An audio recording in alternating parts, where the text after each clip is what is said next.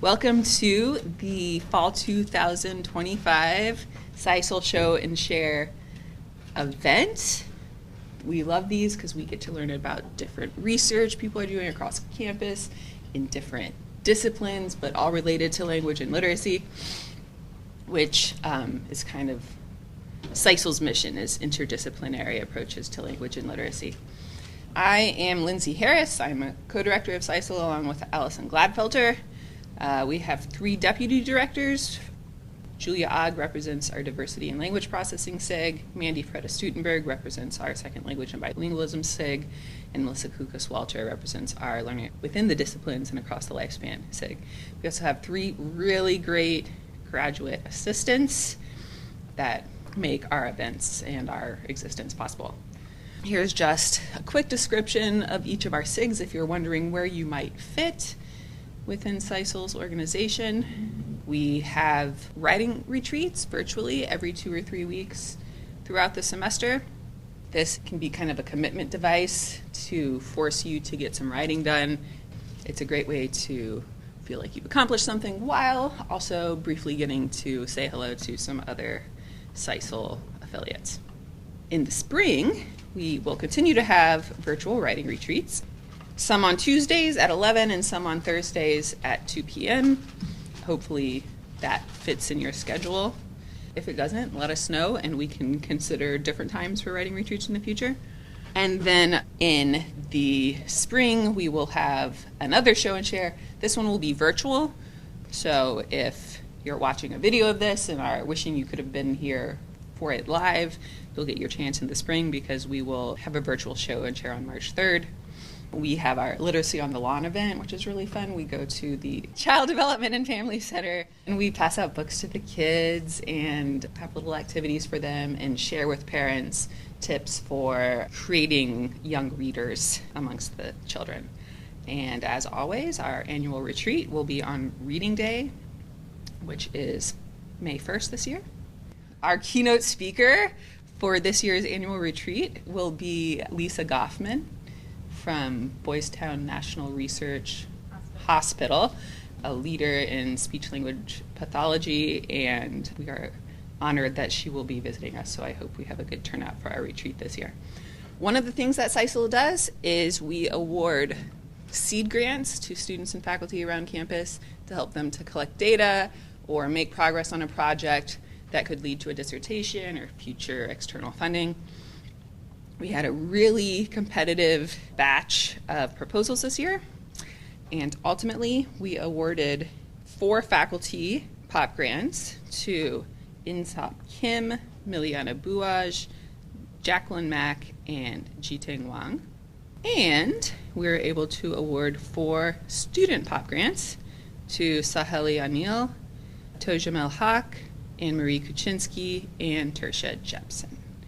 And they're all doing really interesting, cool research, and we're happy that we can support them. I'm going to move along to our first presenter of the afternoon. It is our own Allison Gladfelter. It's been a few years since she's presented on her own research to CISLL, so today she's going to be talking about assessing misidentification potential when using percent developmental delay as an early intervention eligibility criterion. Doesn't exactly roll off the tongue, but I'm sure it's very interesting. So, Allison. Thank you for that introduction. Yes, I am actually presenting this at the American Speech Language Hearing Association conference at the end of this month, so I really appreciate this opportunity. You're kind of getting a sneak peek ahead of time. So I want to just share my co-authors on this presentation include Sarah Thomas. She is a practicing speech-language pathologist, Christine Nguyen in the College of Engineering, and Sarah O'Connor, who is one of our clinical faculty members. So I'd like to start with a statement of the problem. In the United States, approximately 17% of children have developmental disabilities, but only about 5% of children who are eligible for early intervention services actually receive them. So why is this a problem? It turns out early intervention, or EI, is really important because services delivered during this really young critical age while the brain is most plastic are more effective.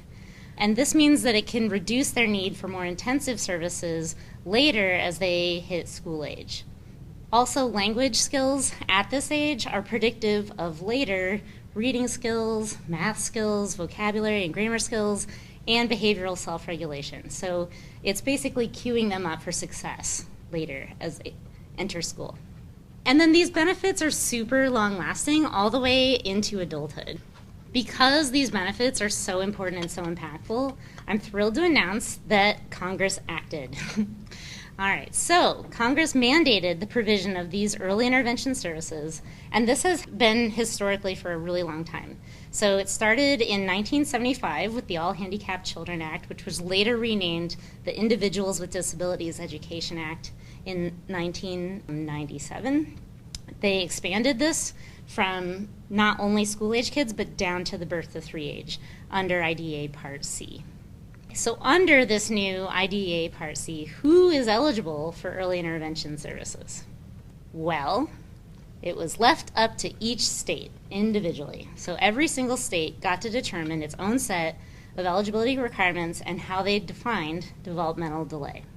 In the U.S., 17 states opted to use standard scores, 21 states opted to use age equivalent scores, and 16 states or territories allowed for more clinician discretion on which scores to use, either a standard score or an age equivalent score. So this flexibility basically led to a wide range of approaches to measure developmental delays across the U.S. One of the approaches using an age equivalent score is to calculate a percent of developmental delay. And because we are at Northern Illinois University, I will go through how Illinois opted to use this. And there are 38 states that allow for age equivalent scores, so Illinois is one of 38. In Illinois, a child is considered eligible for early intervention if they experience a, quote, 30% developmental delay based on an age equivalent score. So how do you calculate percent developmental delay?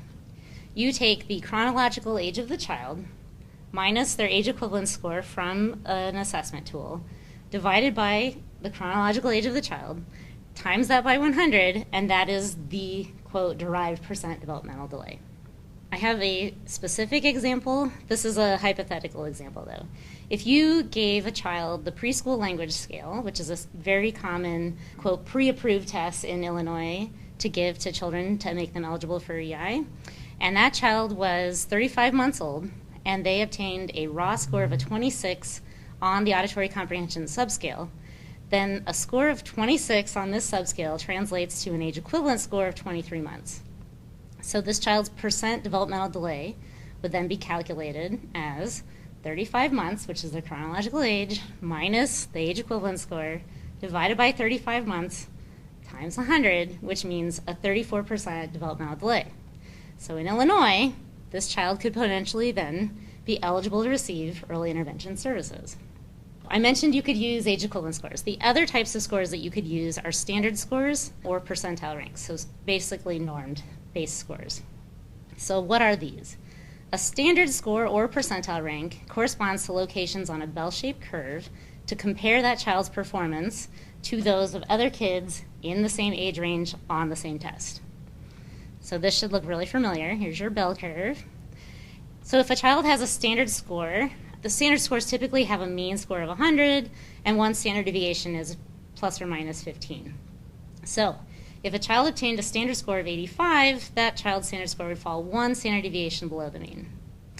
Or, for example, percentile ranks also indicate the percentage of children in the same age group on the same test from the standardization sample that received a raw score lower than the score of the child in question. So if a child receives a percentile rank of 10, this means that 10% of the children who are the same age on the normative sample received a score lower than the child's score. Thank you for that stats refresher. How are age equivalent scores calculated? An age equivalent score is simply the average raw score. So it's either the mean or the median obtained or derived through extrapolation of the normative sample at a specific age. For example, if we imagined that 5 12-month-olds made up a sampling cohort of 12-month-olds on a test, and their raw scores were 22, 23, 26, 29, and 30, then the average raw score for 12 months old would be calculated as follows. So the age equivalent raw score for 12-month-olds would be 26. So it's worth noting that this age equivalent score does not describe the range of typical performance, okay? The population variability is not taken into account. All it means that this was the average score of 12-year-olds. So because an age equivalent score simply indicates at which age a raw score is average, it is of no use in making case management decisions because it does not consider the range of normalcy. So, comparing the two, standard scores versus age equivalent scores. Standard scores incorporate the range of typical population of variability. Standard scores directly compare a child's performance to chronological age-matched peers. Standard scores can tell you whether or not that score falls within the typical range you would expect for children the same age on that assess. And this is why standard scores are scientifically and clinically recommended for determining eligibility for services. Age equivalent scores are simply not. Okay? But as a reminder, 38 states in the US opted to use age equivalent scores to determine eligibility for services, even though statistically they cannot be used to do so. I want to just share, as we are looking through a bunch of standardized assessments in this age range, the overt warnings that the test developers put in the manual saying please do not use age equivalent scores to determine eligibility is so incredible, and I'm just going to show you a clip from one of them. This is from the DAISY-2. So it says, age equivalents have been criticized extensively. Most authorities have advocated discontinuing their use, and some have even encouraged test publishers to stop reporting test scores as age equivalents. The main arguments against the use of age equivalents are that their statistical properties are inadequate and that their results are often misleading. Nevertheless, schools and state education agencies frequently mandate the use of these scores for administration purposes. For this reason alone, we provide them reluctantly, and I did not add that reluctantly. They put that in there too. Okay, so the test manuals themselves are begging, please do not use them this way, but 38 states in the US do. The purpose of this study was, although the use of age equivalent scores are not empirically supported, 38 states and territories mandate or allow for their use for determining eligibility to EI. However, we don't know to what extent their use is contributing to that gap between the 17% who have developmental disabilities and the 5% who are actually getting services. So, the goal of this study was to assess the likelihood of misidentifications on a variety of standardized tests assessing speech and language skills using age equivalent-based developmental delay as an eligibility criterion. So our questions were basically using the Illinois 30% developmental delay criterion. What is the likelihood that a child taking a certain assessment would be under-identified or over-identified? And then we predicted that there would be mistakes on all tests in both directions. So our methods were to analyze a bunch of the statistical manuals to calculate the likelihood of misidentifications. And we used already published test manuals. We didn't make these up. And they came from the Illinois pre-approved test list. But I just want to be clear, the study did not include any actual humans. Okay, so I'm not telling you how many people got misidentified. It's the likelihood that if we were to give these tests to people using Illinois' criteria, they could get misidentified. The inclusionary criteria for the analyzed tests were they had to be on the IDHS official list. They must have provided both standard scores and age equivalent scores for us to be able to compare the two. They had to focus on communication because we are speech language pathologists, so that was our main area of interest. And we had to have access to the physical manuals, either at our clinic or here at the library. So the 6 assessments that we looked at were the Goldman-Fristow test of articulation, the preschool language scales, the receptive expressive emergent language scale, the receptive one-word picture vocabulary test, expressive one-word picture vocabulary test, and the Mullen scales of early learning, but only the receptive and expressive language subscales. We didn't do the motor scales or the visual reception scales. So this was our data digitization process. We photographed the scoring tables at the end of each of the test manuals I was thinking of Shabi because then we use optical character recognition to convert all of these tables into Excel spreadsheets. And then Sarah Thomas double-checked. She had the very unfun job of double-checking all of the Excel spreadsheets with all of the published tables.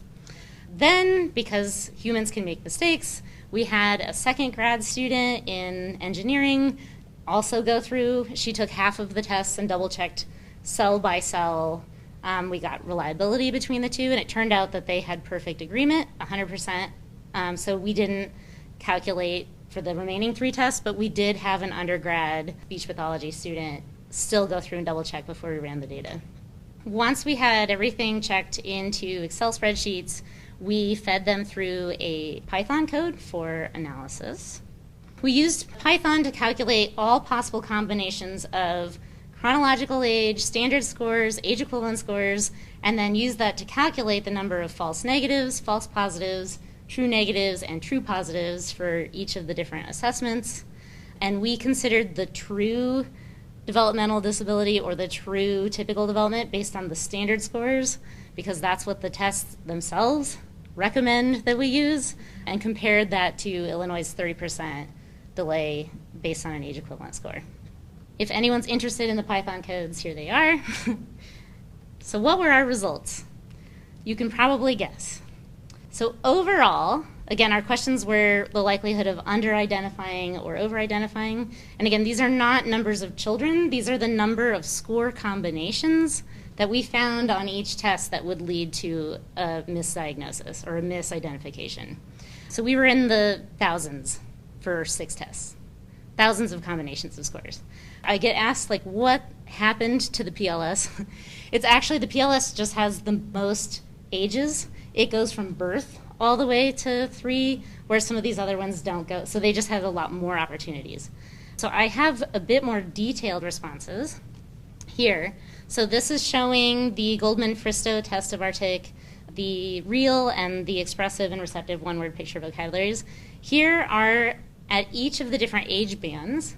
For example, if you're looking at the Goldman-Fristow by gender, so female or male students. So if you look at the female 24-month-olds, of all of the possible score combinations for female 24-month-olds, 21.1% of them would have mislabeled by over-identifying, so as a false positive. So basically 1 in 5 shot that a 24-month-old female is going to get over-diagnosed is how you should interpret that. But you can see there are errors across all of the age ranges and in both directions, either over or under. This is the PLS and the Mullins were the ones that had the widest age range.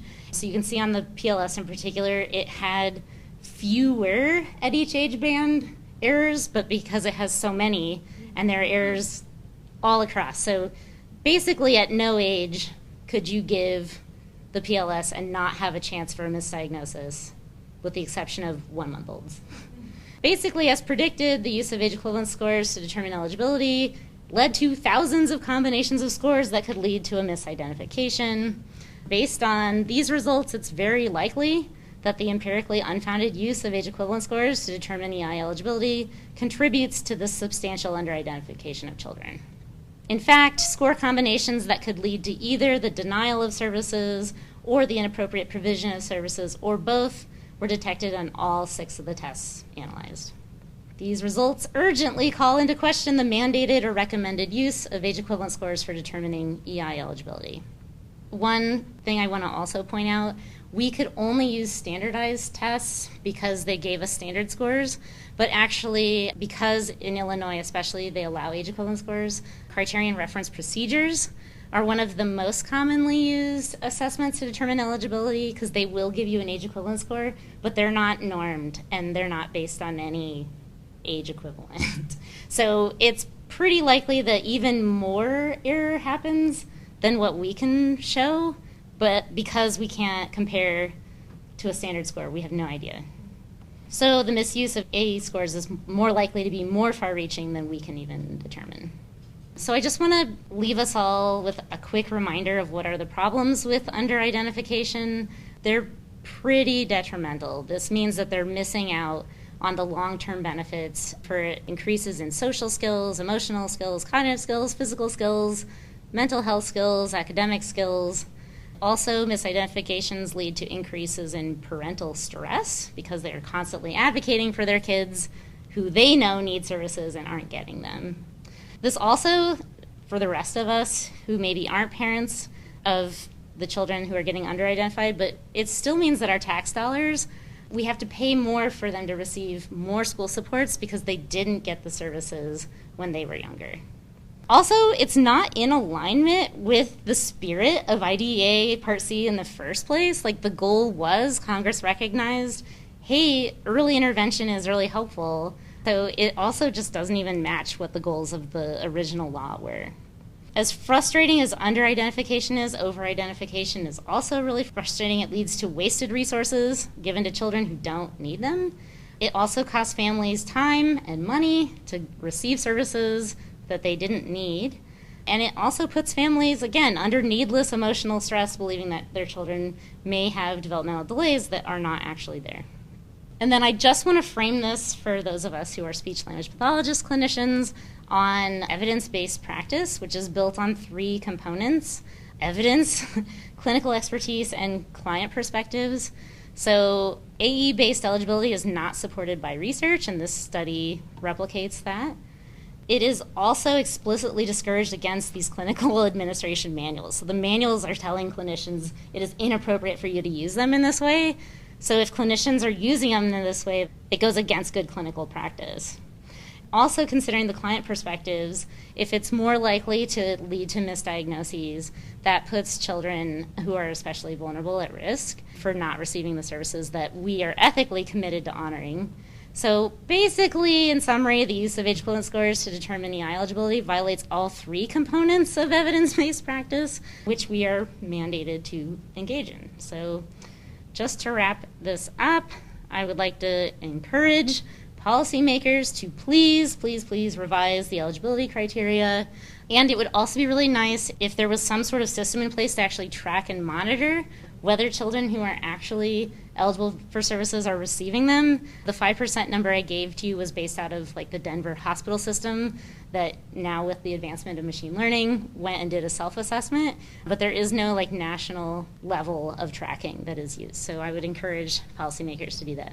And then for those of us who are clinicians or researchers, just to continue this very long trend, I'm citing an article from the early 90s, like begging us to stop using these, to continue advocating against their use, because they're not effective.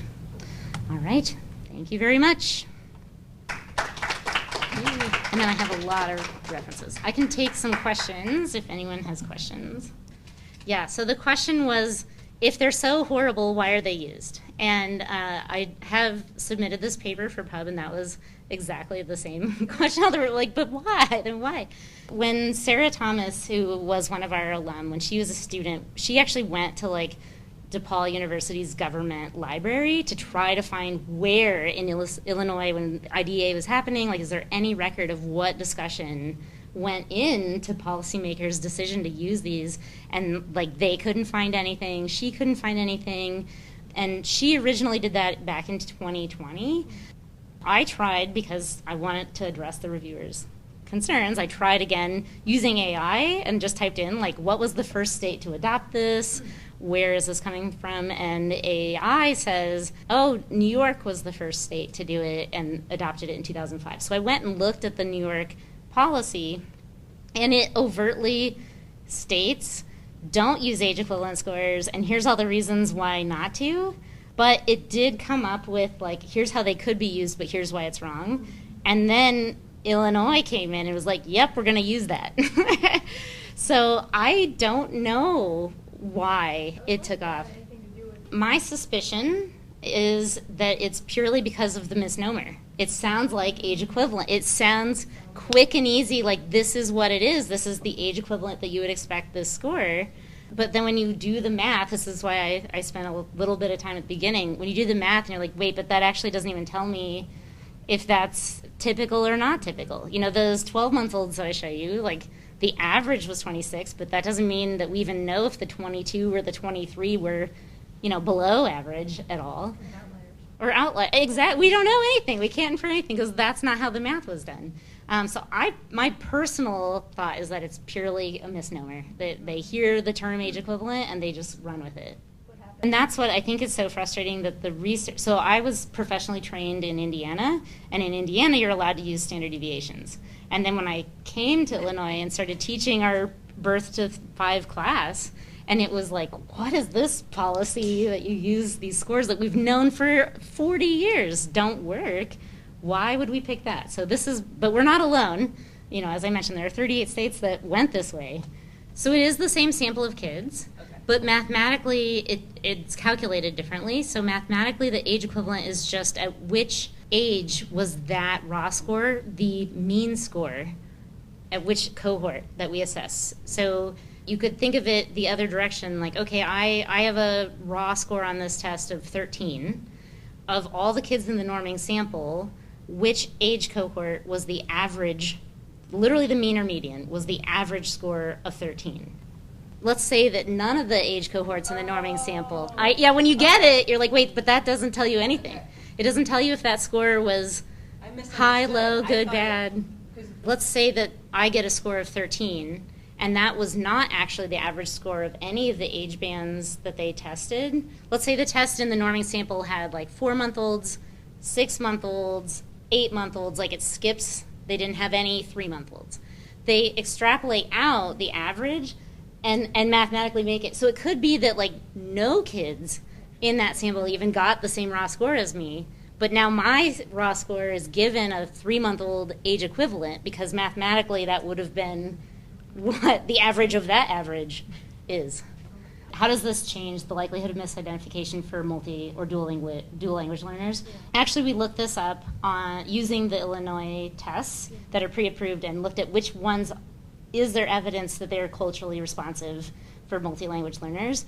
And the only one that's on there that is the MacArthur-Bates Communicative Developmental Index, which does not give you age equivalent scores or standard scores that could be used for us to determine this. So we couldn't even calculate that one. Okay. So my response to your question would be, yes, it probably, under and over, actually, is probably what happens both directions. It's inappropriately used is the big takeaway. So this is why we put in our recommendations that we would really appreciate if the states would revise it to include standard scores and clinical expertise, because that's the other thing. They want to see the numbers. I would really like, especially for our dual language learners, if they could just let the clinicians that are with those kids make more specific decisions based on that family's situation. Unfortunately, that's not how the law is written.